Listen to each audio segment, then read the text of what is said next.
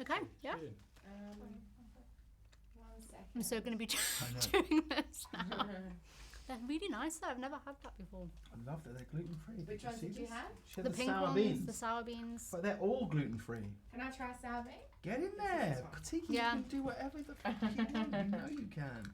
They're really nice because they're kind of sweet and sour. But why should they be gluten free? Like, shouldn't those be gluten free as They're well? all gluten free. Yeah, but they should be. They're lollies. There's not. Well, yeah, I suppose what kind of What what would is there the be? gluten? No, but like in What is- Haribo, Yeah. there's gluten. Is there? Yeah. I did not know that. Trust me, I know everything you need to know about gluten right now. Are you? You doing gluten free? celiac or are you intolerant? Sorry? Are Oh, you a celiac or intolerant? everyone's intolerant. No one's tolerant to gluten. No one's like, no one goes to the doctor and the doctor says, you know what you need to do? You need to Right, up, Up the gluten. you need to up your gluten intake. You know. Yeah, no, it's really bad for me. Do this. Yeah, exactly. To be in this room right now and get Yeah. some sweet. Damn Yeah. straight. Okay, I think we're ready to go. Okay. Let's begin. Cool. Well, congratulations on the film. Were you daunted going into this because obviously Paul Potts is a real person? He's going to see it. So, what were your kind of feelings going into this project? Well, I think I was quite fortunate in a way because I think because I'm playing someone who, you know, is alive and very much exists right now, that would normally be quite daunting. But I think I had a much easier task in that I'm playing Paul up until the moment any of us got to know him, and that's where our film stops. You know, our film stops when he auditions for Britain's Got Talent. So I was never sort of playing him as we know him now. I was only ever playing him up to the point that we ever became aware of him. So I think that made my job quite a bit easier, really. And how much research did you have to do? Obviously, the script's written, so you know all the background's kind of been done. But in terms for you to get into the character, did you do a lot of research? Did you meet up with him? What was the process? Yeah, I met him and we spoke, and mostly for me it was trying to find his voice. He lives in Port Talbot, but he's from Bristol, so he has this very sort of soft sort of lilt in his voice, and it was mostly that I was trying to find. But really, it was kind of all there on the page, really. Like I say, because it's not really him now, it felt so much easier to do, really. And the singing, I'm assuming you're miming, and it's not your operatic tones coming out.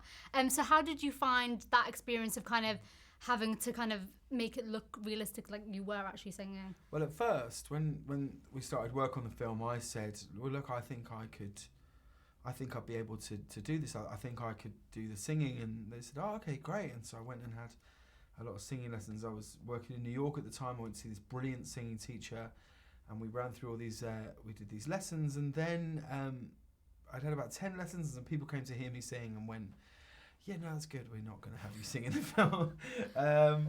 So I sing throughout, and then Paul Potts himself went into a studio and looped to my voice, to my mouth, and so every time Paul Potts sings in the film, it's actually Paul Potts singing. So yeah, which I think is a really nice thing for the film. And what for you kind of really do you think is the most fascinating thing about Paul Potts and his story?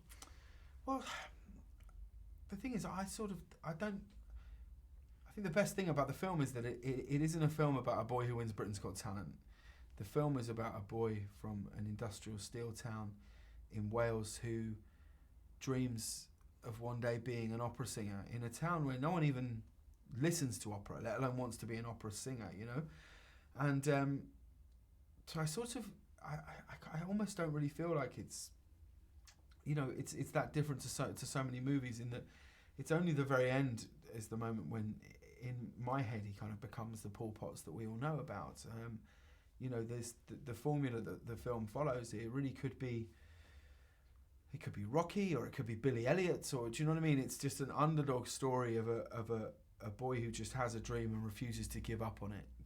And there are so many things that he has, so many hurdles he has to jump in the face of so much adversity. He just doesn't give up, and I think it's a hugely uplifting and warm film. Well, definitely. I mean, that's the thing, he doesn't give up, even though there is a scene in the film where he sings for Pavarotti and it doesn't go to plan. Yeah. In your career, have you ever had a kind of cringy audition that kind of sticks to mind? Oh my gosh, I've done thousands. I did. I remember going to an audition for a German yogurt commercial, And I remember going in, and it's one of them was like 50 guys who all looked almost exactly the same as me sat outside. And the guy said to me, he went, okay, James, so here's what we're going to do. This is what we would like you to do. Is I want you to imagine now that you are completely naked. You have no clothes on at all. And you are sitting down on a block of ice. But it cannot be funny at all. It has to be very serious. And you think, well, why didn't I just leave and not do it? But then I find myself in the middle sort of doing this thing where I'm going like, and he's going, no, this is not what I'm talking about. But, you know, auditions are like that throughout. You have to do all of these kind of silly things. Oh my God.